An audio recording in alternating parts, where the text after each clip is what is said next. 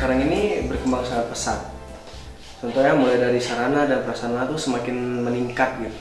Kalau saya pribadi ya nggak begitu mengikuti ya Mbak ya. Mungkin kalau anak-anak muda zaman sekarang mungkin mengikuti. Kita kesibukan kita lebih banyak ya, kita banyak menghilangkan waktu-waktu luang kita yang tak bermanfaat. Kita gunakan untuk gunakan buat online atau mainan handphone ya, terutama mungkin yang paling banyak itu.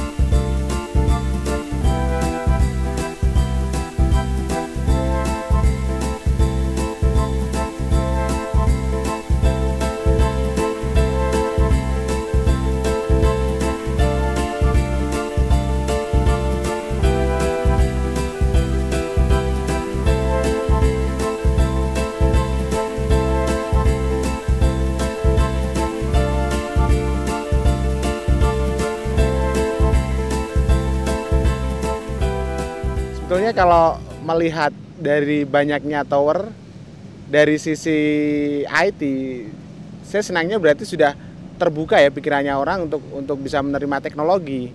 Istilah teknologi sendiri yang mempermudah kehidupan manusia itu jelas terbantu. Karena dengan adanya tower pasti membantu kita, misalnya kalau kita televisinya nggak dapat sinyal bagus, itu mereka butuh tower untuk pasang antena. Kemudian daerah-daerah tertentu yang mungkin jauh dari jangkauan sinyal telepon seluler, itu kalau ada tower itu saya kira lebih mudah lagi mereka untuk berkomunikasi dengan orang-orang yang ingin mereka hubungi gitu.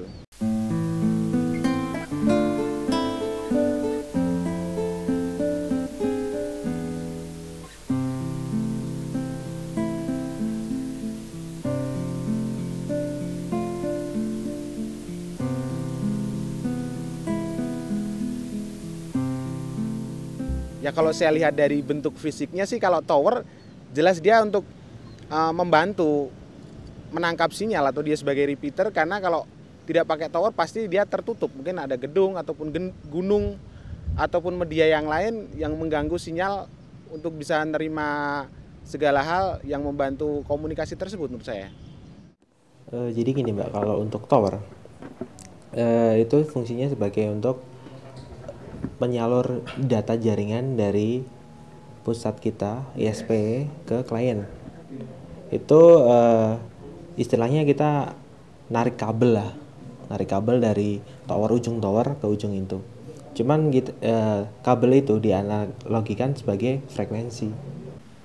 Jadi secara prinsip seperti tadi Mbak, kita menyebar, ada klien menerima sinyal dari situ, dari segi alatnya pun kita ada sendiri spesifikasinya bagaimana, jarak berapa untuk alat itu bisa menerima sinyal dengan bagus.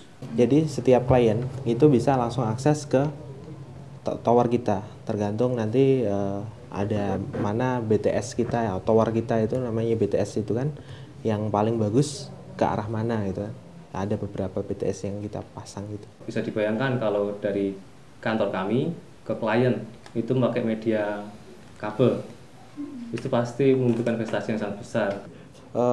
Kalau untuk bisnis ya ini ya, untuk bisnis ISP kayak gini kita bisa nekan biaya Mbak, bisa nekan biaya ya.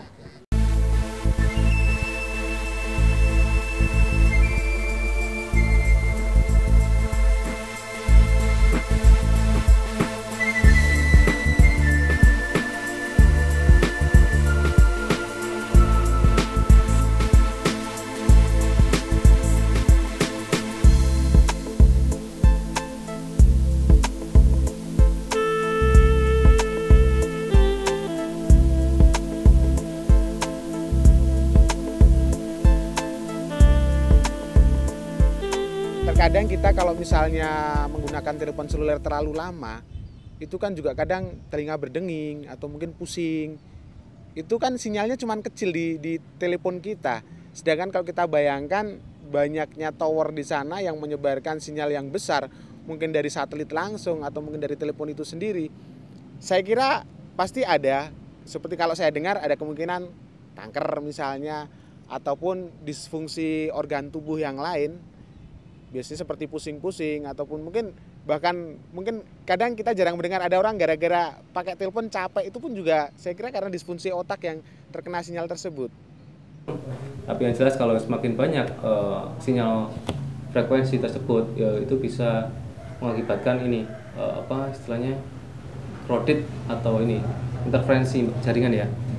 Dampak untuk bumi sendiri yaitu seperti polusi tentang sinyal-sinyal gitu kan. Jadi ozon itu menipis gara-gara radiasi gitu. Kalau ini ya mungkin pasti tetap ada dampaknya terhadap bumi ini. Yaitu tadi pemerintah harus membatasi. Karena kita sebagai masyarakat awam nggak ngerti yang seperti itu. Banyak sih. Cuman takut juga kalau jatuh. Oh gitu. Namanya tower itu jangan dibangun seperti di rumah pemukiman warga gitu kan, tempat yang padat penduduk. Itu kalau bisa dibangun tower itu di tempat-tempat yang sepi gitu, tapi juga ramah lingkungan gitu, Mbak. Jangan cuma hanya mementingkan keuntungan dari perusahaan tersebut, juga harus memikirkan apa dampak negatifnya dari apa yang kita ciptakan, apa yang kita buat baik untuk bumi kita ini. Merugikan mungkin bagi yang di deket-deket pemancar itu, tapi kalau kita yang agak jauh, katanya kan kalau ada pemancar kan pasti ada radiasinya atau apa gitu ya. Tapi kalau kita jauh, saya rasa juga menguntungkan juga, karena memang itu tuntutan ya, teknologi semakin maju teknologi kan itu tuntutan zaman, jadi kita nggak bisa untuk menghindari itu. Saran kepada masyarakat, berbijaksana sajalah menggunakan alat telekomunikasi, karena itu bagaikan pisau bermata dua ataupun saya koin berdua sisi, ada sisi buruk, sisi baiknya juga.